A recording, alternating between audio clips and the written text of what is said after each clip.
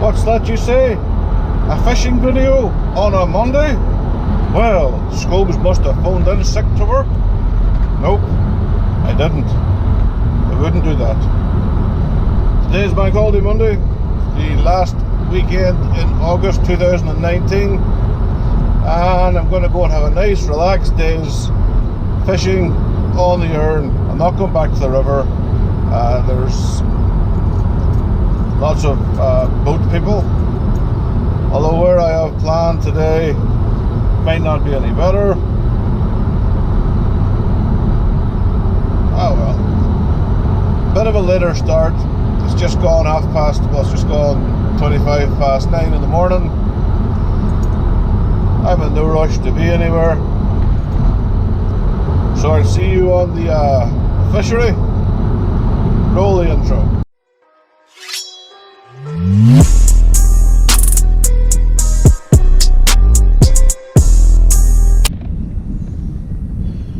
Well there, troops. Back at it. Not on the river today, and I have no idea how this audio is going to sound because it's a bit exposed here and a bit windy.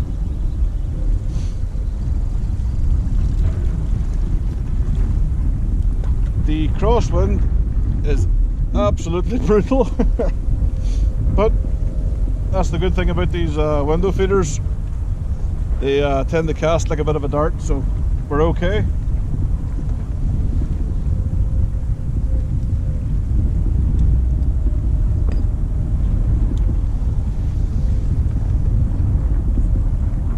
I've had 10 good casts with a feeder. I'm not going to spend the full hour doing it. It was because I'm getting kind of a little roach straight away, so there's no real point feeding it up. They're already here.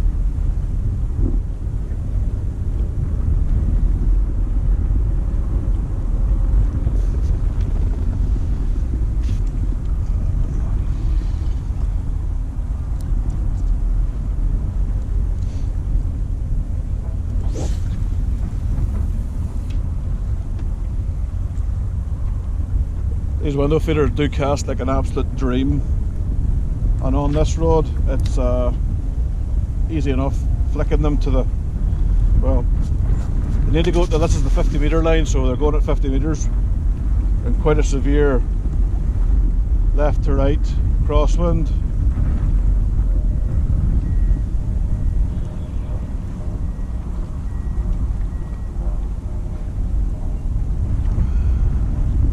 Bank Holiday Monday. I am definitely going to enjoy today because I'm not working, and the day spent on the bank even catching nothing's better than a day in the office. Even an awesome day in the office is better, doesn't even compare to like a mediocre crap day's fishing.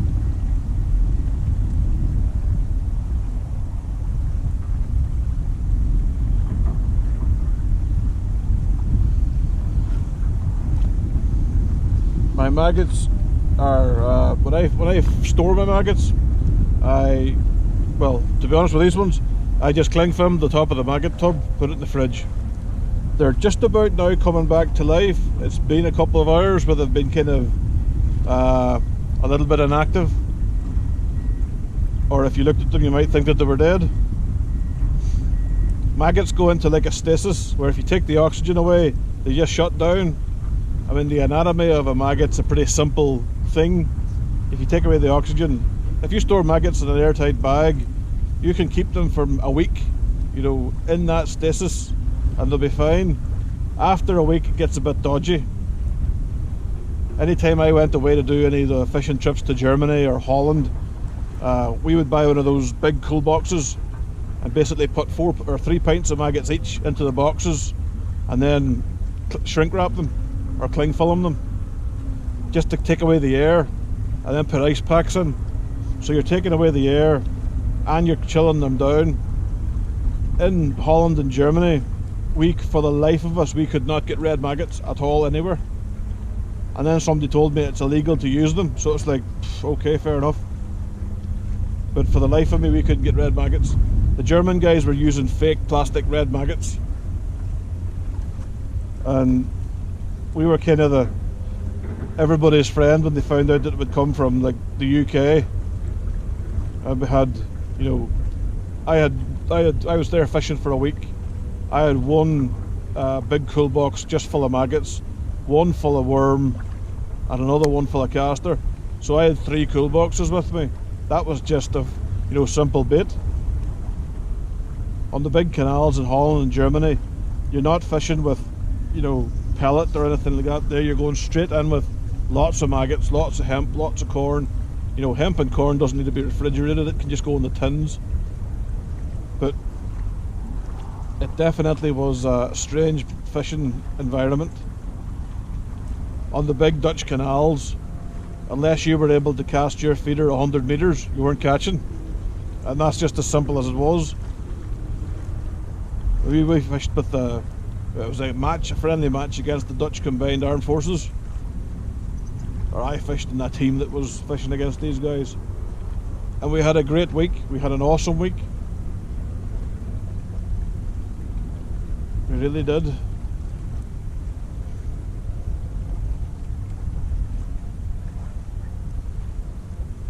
Just getting little rattles and tip here. You need to have the speed of Superman to hit the little rattle, because it's just all of a sudden you get, and that's it.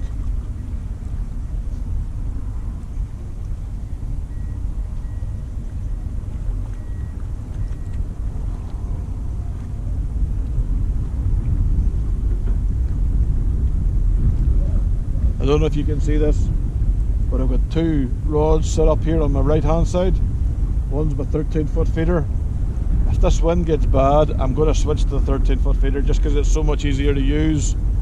You're casting the same weight of feeder, but if the wind's getting bad, you're having to push into it more. The 13-foot rod's better suited, and I have my spod rod set up with the deeper. I've already had a few chucks around with that. I know where I'm fishing. It goes down fairly uniform here, and at about 50 metres it kind of goes like that there into like a cut, like almost like somebody's took an ice cream scoop and scored a bit of a trench, and it seems to be the same right away down here. So I'm fishing in this little bit of a trench. 3-foot hook length, size 10 Preston N-20 hook. As many maggots as I can get on the hook, and window feeder stuffed with particles.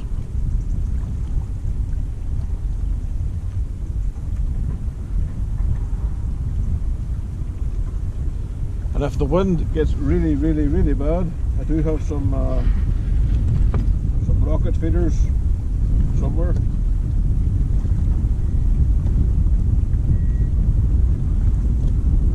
But if it's like this here, we're okay. We can stick with the feeders that we have.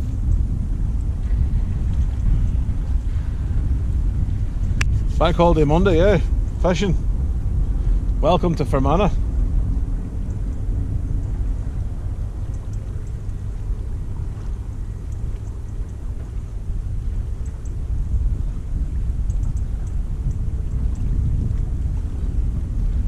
It's like I said in the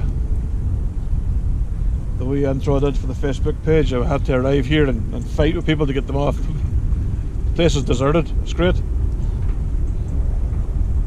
But I guarantee if you went into the river sections, the place would be packed.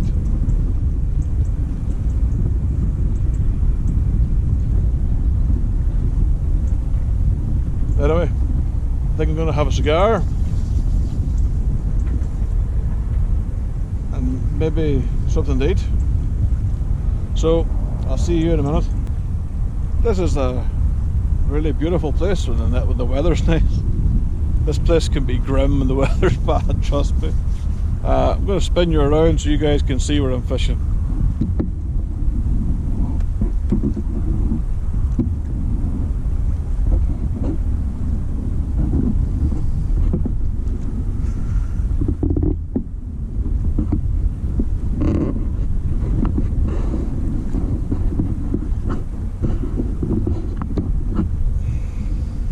Beautiful, isn't it? It's a nice place to come. This is the public jetty. So you will have guys coming here and launching boats and jet skis and all manner of stuff. That's just the way it is. As you can see, I've switched to the bigger rod. The wind at the minute has kind of calmed down a little bit, but 15 minutes ago, Jesus, the wind was terrible. I was really having to punch the bait out.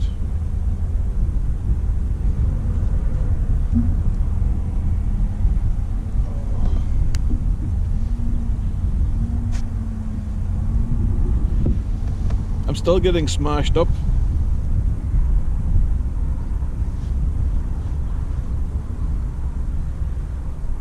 These are little lightning quick bites that you just can't even bloody see.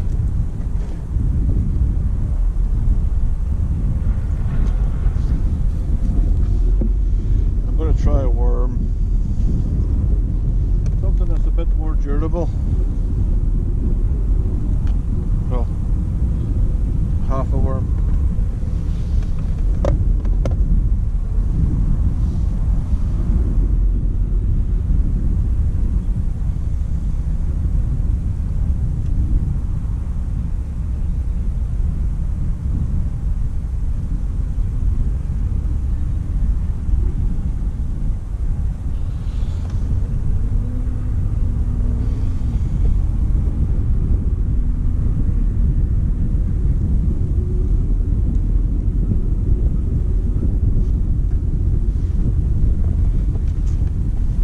You guys have seen me fish here before.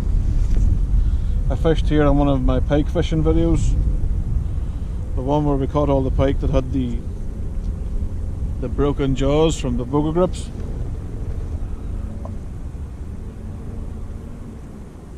I'm going to start a new campaign this winter where if I happen to see somebody with a boga grip on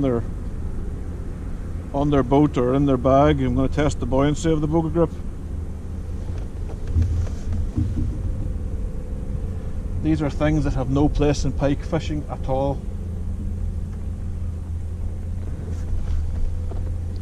If you can't handle the pike, take up golf. Don't fish for them if you can't hold them.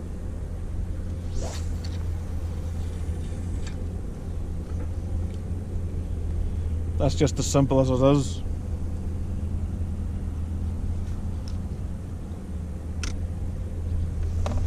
Another one is more like a call out. I know they've got a lot of guys from the Erne, or fish the Erne, that watch these videos, and I get a lot of positive comments from you guys, so thanks very much. But somewhere on the Erne there's a guy fishing with fluorocarbons as a bait trace for pike. Now, most normal people would use a wire trace for pike, because pike don't bite through it. Pike have thousands of needle sharp teeth. Monos are just not a hook length material for pike at all. So you have somebody on the Erne who's obviously got plenty of cash, because the hooks that I pulled out of the fish were, I'm nearly sure that they were an owner pattern. He went to the trouble of shrink tubing the crimps, but obviously he's been bit off, because I've been finding these in the throats of pike. Now, myself, I've had several of these. Now, fishing places like the Derryad area, Crumb Castle area, I'm catching these pike with this crap in their throats. Other guys that I know and I trust that fish for pike on the Erne are certain that have found this as well. So clearly this guy's out there. He's getting bit off quite a lot, because in the description of the trace that I'm pulling from the pike's throat, people are going, oh aye, this is the colour of shrink tube they use.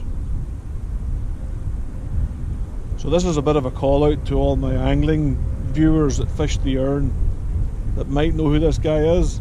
Pull him to one side and for the love of God, take the fluorocarbon away from him. I know guys use fluorocarbon leaders for lure fishing. That's another story entirely. I don't use fluorocarbons full stop for pike. I use wire and titanium. I'll use solid titanium leaders for lure fishing. I'll happily use 90-pound titanium, 100-pound titanium flexible 7-strand wire for lure leaders. There is no way I would risk being bit off by using a material that is failing anglers. All you have to do is watch some of the American guys catching muskie where they're throwing lures with fluoro leaders and they're getting bit off. Now in America, they laugh about it. All the videos I've watched, the anglers have laughed about it.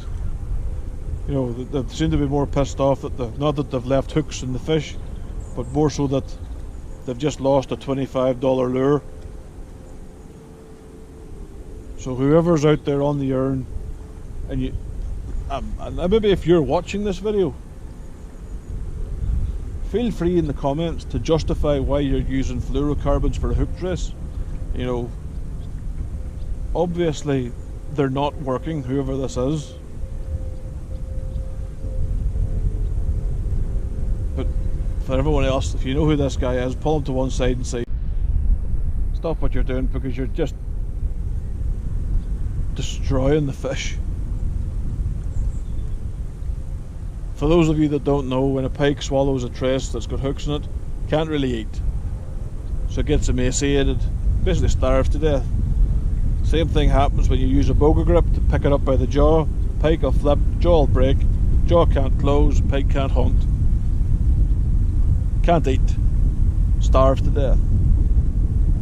So boga grips have no place in pike fishing either. There you go, 2 rants for the price of 1. Bin your fluorocarbons and bin your boga grips. The wind's picking up a bit. Still catching roach and perch on the tip, or on the feeder even. So it's just a little bit more windy. There's some dark clouds over that side, but I'm thinking if I'm lucky they might go past me. They don't look as if they're heading direct towards me.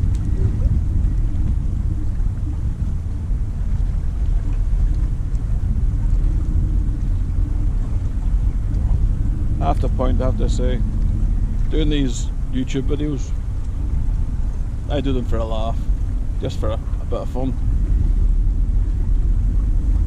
Since I've been down here this morning, there's been a dude come down in his jet ski. He's like, oh, I'll watch your pike fishing stuff. I was like, alright, magic, cheers. He was a nice guy in the way he went.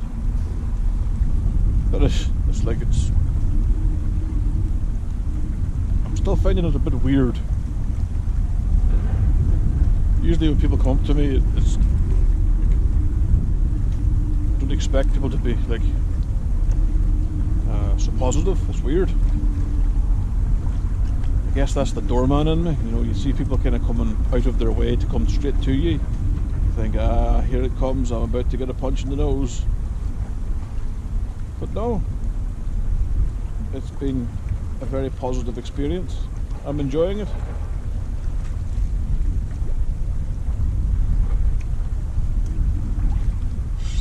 Something on, but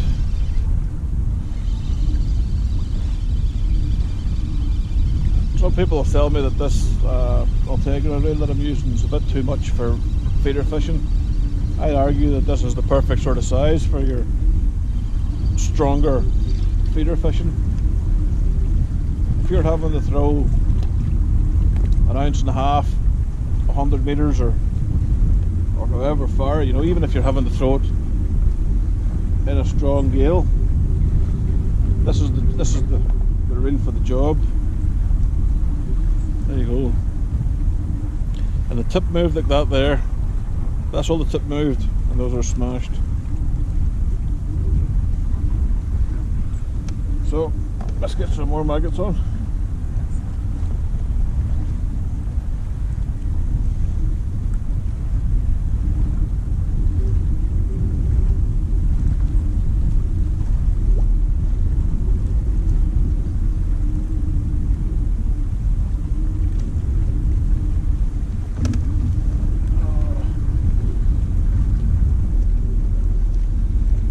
Let's get some more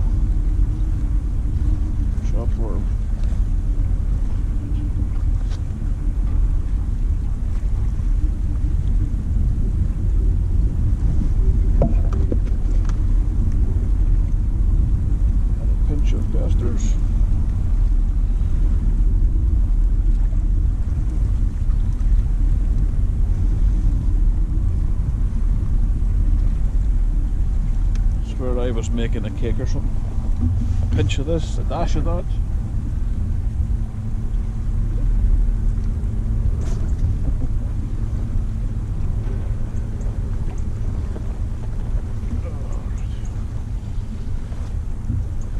I have a marker in front of me. On the far side, there's a depth marker where the boats are not allowed to kind of cross into. That's what I'm using as my... And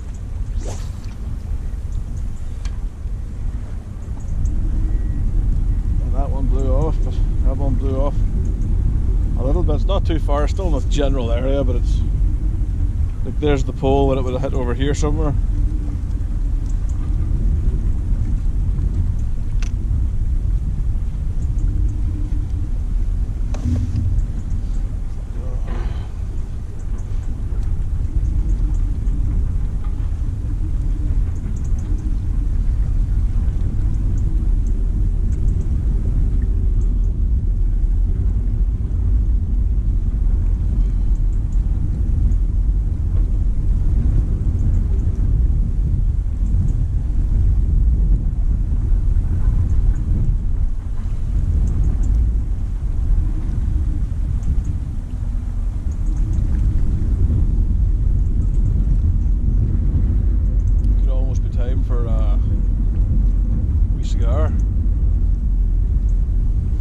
I think it is. The problem is they're in the van.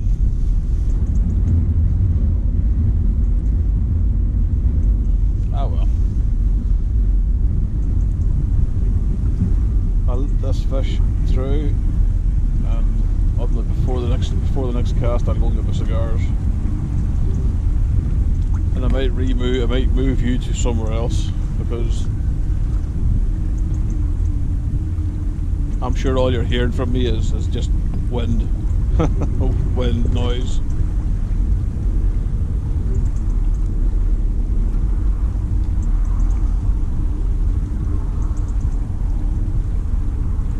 There is an adapter you can get for the GoPro Hero 5s to make the audio better. It's like a thing that you plug in, but the cheapest I've seen it on Amazon or anywhere else is like £65. And they're thinking, you know, Jesus, GoPro, you're sticking the friggin' arm in here. So if anyone knows of a different maker who does the same thing, then let me know, because I would like to get the audio for these videos a little bit better, because I only want to produce the best for the people that watch my videos.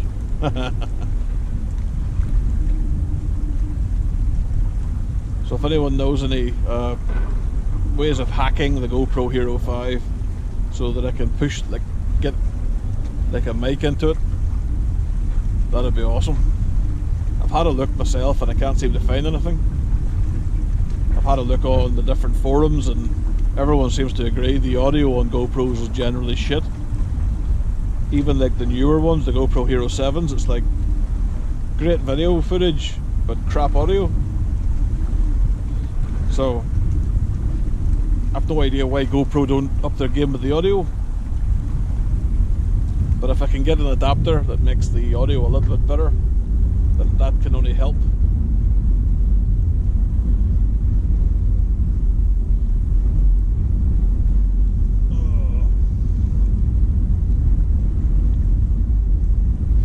Right, time for a cigar. Still catching fish. Nothing that you need a landing net for though, but still catching fish. Oh. The pike angler in me loves to see that sort of sized roach and perch and hybrids. But it's not pike angling time just yet. I don't start my pike angling until mid-September, start of October. I don't want to be fishing in water that's, you know, crazy high. The water temperature at the minute is 17 degrees. Well, that's what it was this morning when I was throwing the deeper in. 17 degrees is In my book, that's too warm for pike fishing.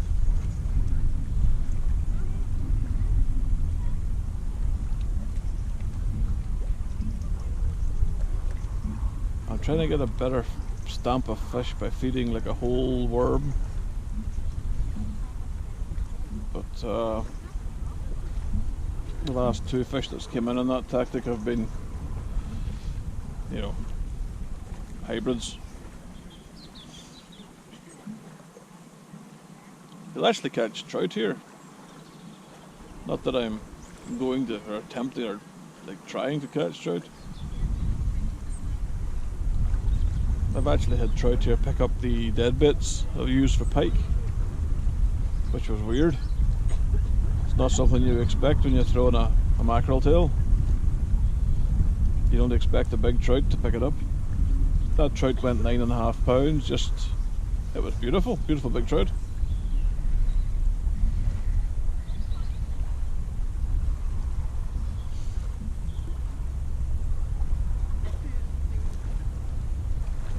But if you listen to the trout anglers, there's no trout in Lough Erne because the pike have eaten them all.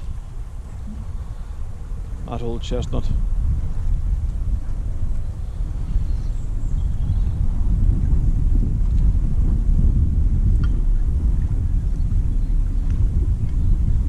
For a bank holiday Monday, touching wood, it hasn't been that busy. I've seen a handful of other people. I've seen, you know, a few boats, nothing special. But normally at this time of year, last weekend in August, bank holiday weekend, and there we go, and it's not a big fish at all. You'd be expecting this place to be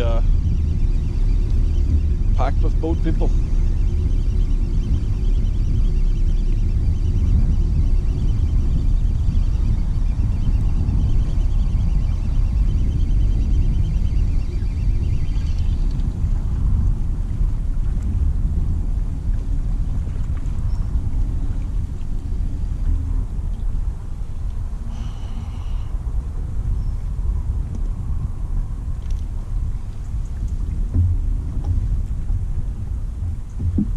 Throw a whole worm, try for a bigger fish.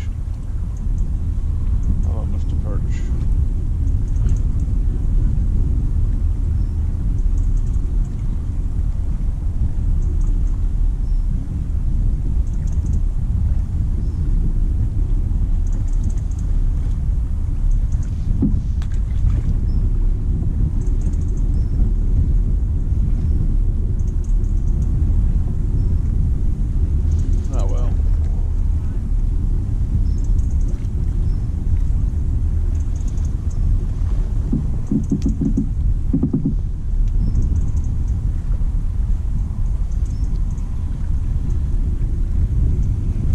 Feeder out. See if I can get a hybrid or something there.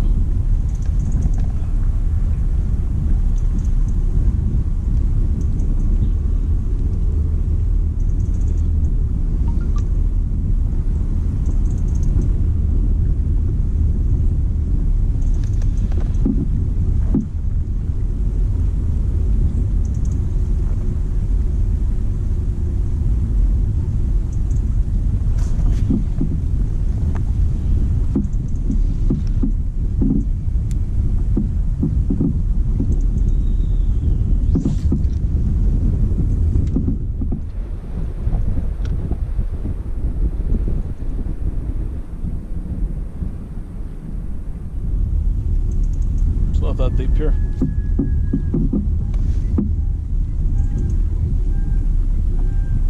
It isn't that deep at all.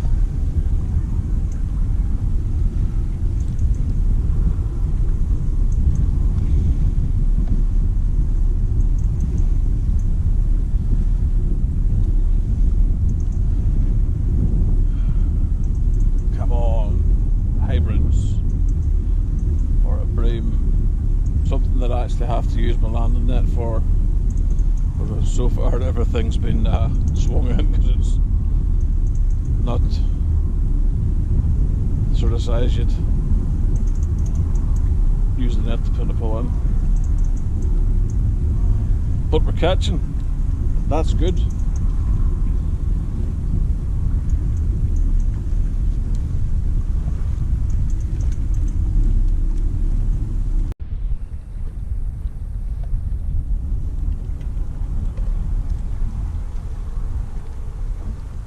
Forgot to tell you, I'm in the September edition of Go Fishing Northern Ireland. I'll put the links in the thingy below the description. But Go Fishing Northern Ireland, the editor of it, contacted me and asked me if I wanted to contribute a few articles to it. I said, yeah, why not, you know. So the article in September is sort of a collection of stories about how I got into the sport and things that stick out in my mind as a little kid. I can remember fishing with my granddad at a place called Castledurg. Beautiful river, fishing for salmon. I missed that one, but there was. I had just got a new fly rod and we were going out to fish this part of the river. It's on a farmer's land, you have to walk to the farmer's field to get to it.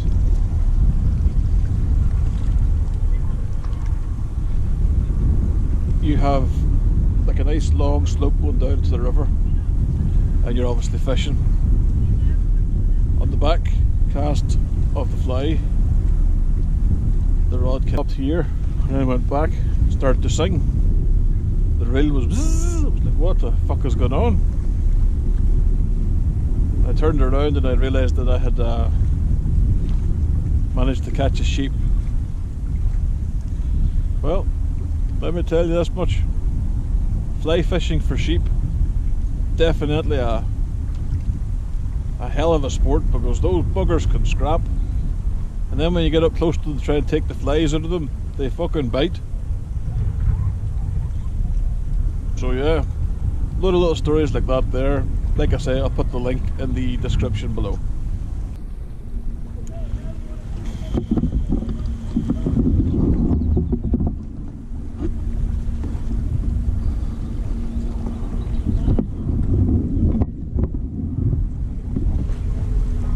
Magical. I think I'm going to call it a day. Fishing's slowing down a bit. So yeah, I think I'll call it a day. I am, however, going somewhere rather special on Saturday. So you'll have to wait till next weekend to see that video. But we're going to a little private fishery where the guy will pre-bait it for us. Obviously you pay him to do this, but it should be good. I'm going with another good angler, friend of mine, so hopefully we'll have a day catching nice big slabs of bream and tench. But like I said, that's next Saturday's adventure. Right now I'm going to finish my can of energy drink, pack up the stuff, and then split, go home. It's not been a bad day. It's got me out the house in the fresh air, but I can just see the rain that's coming toward me, and yeah, no.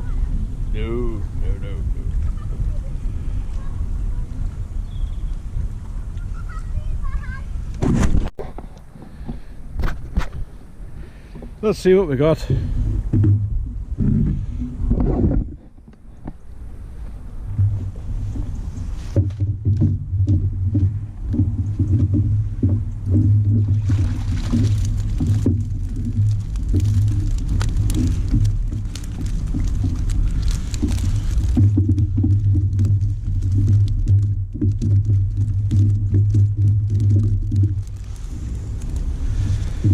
Nothing special to write home about, but show you all in a way.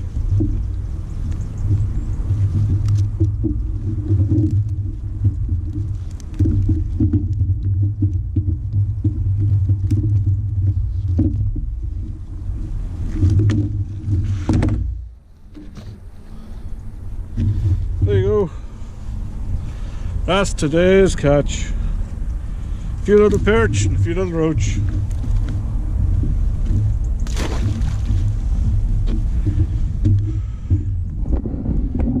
Bank holiday Monday fishing, baby, gotta love it. So there we have it, the end of another day. Wasn't so bad, caught some fish. Bank holiday Monday. Just want to say thanks to everyone that's subscribed recently. Just want to say out to the people that watch the channel and leave the comments, thanks very much. And all the people that drive past and wave, or you know, go past in the boat and say hello, that's awesome, thanks very much as well. If you haven't yet subscribed, maybe have a wee bit of a think about doing that. And if you like what you see, don't be scared to give the video a wee thumbs up, because apparently that's how YouTube works. Although, depending on who you watch, they'll tell you a different story.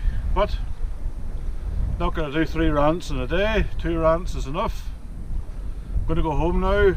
MSW has made a nice roast gammon for Sunday dinner, or Monday dinner. So, gotta enjoy the small things, folks.